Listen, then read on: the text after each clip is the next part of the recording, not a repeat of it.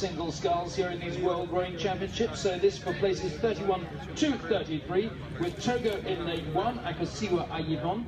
In lane 2, representing Kenya, Diana Wanyonyi. And in lane 3, representing Puerto Rico, Veronica Toro Arana.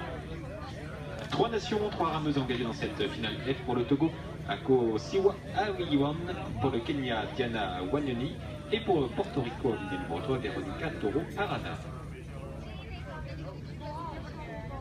Just coming up to 800 meters, Toro Arana of Puerto Rico and Wanyonyi of Kenya opening up a bit of a gap now ahead of Ayivon of Togo, Robert. Indeed, and we've spoken of the continental qualification regattas in relation to the lightweight men's and women's doubles.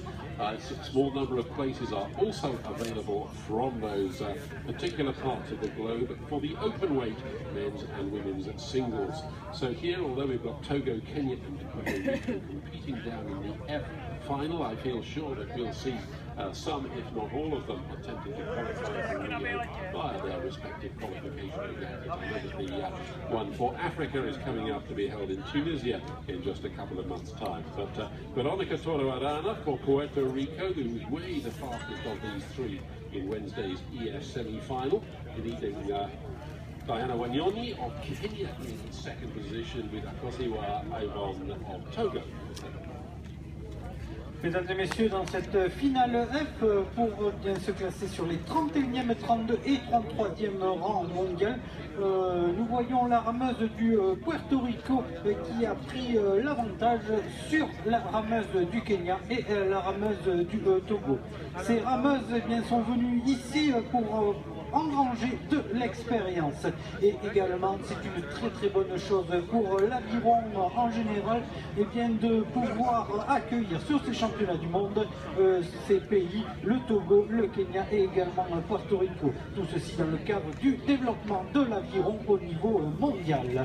En tout cas, la rameuse de Puerto Rico a pris une nette avance sur la rameuse du Kenya et la rameuse du Togo qui ferme la marche pour l'instant en 3e position. Néanmoins, public, si vous êtes là, il faudra applaudir très fort ces demoiselles. Well, one of our jobs as commentators is to learn the three-letter country codes that the countries are participating in FISA international events all around the globe, and we know them pretty well, at least we think we do, but I'm very interested to see the country colour, the blade colour for the Togo athlete, Ayivon, a very attractive design based on yellow, and who knows if that particular athlete qualifies for Rio. I'm going to have to learn how to recognise those blades at a distance. But recognising the verdict here, Puerto Rico continuing to lead Kenya. Togo, it's all yours, Paul. Yes, thank you very much. Well, they're now approaching the stationary umpires launch at the boating enclosure, and on that umpires launch is not just a man in a very posh blazer, but there's also a young man in a very smart green shirt. And if you see the green shirts around the course here of the équipier, as well, of course, the yellow blades of Togo, say a big thank you to them, grand merci à tous nos équipiers. You're the kind of people that make this kind of event possible. Extremely grateful to you in whatever job, whether you're on an umpire's launch, a commentator's launch, down at the start, behind the scenes, whatever your job is, a very big thank you to all our volunteers here.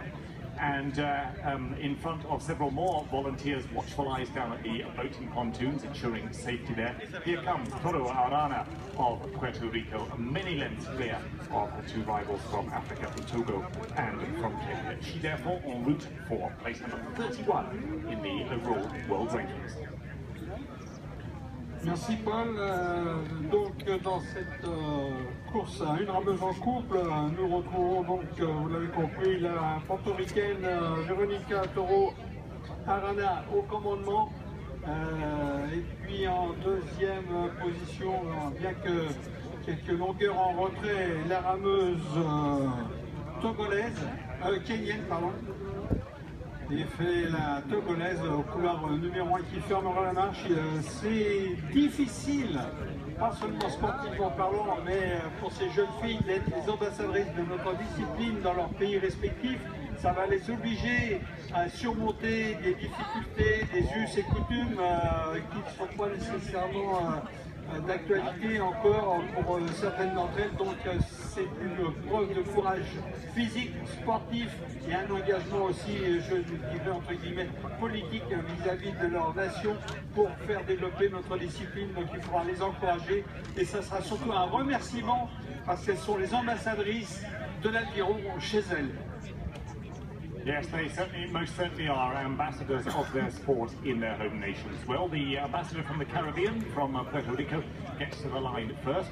Then we have East Africa's Kenya and West Africa's Togo in hot pursuit. They're all safely now into that zone of white boys, or buoys, as our transatlantic colleagues tend to say, and coming down towards the line and towards our colleagues in the tower, Thomas Bay and Rob Curran.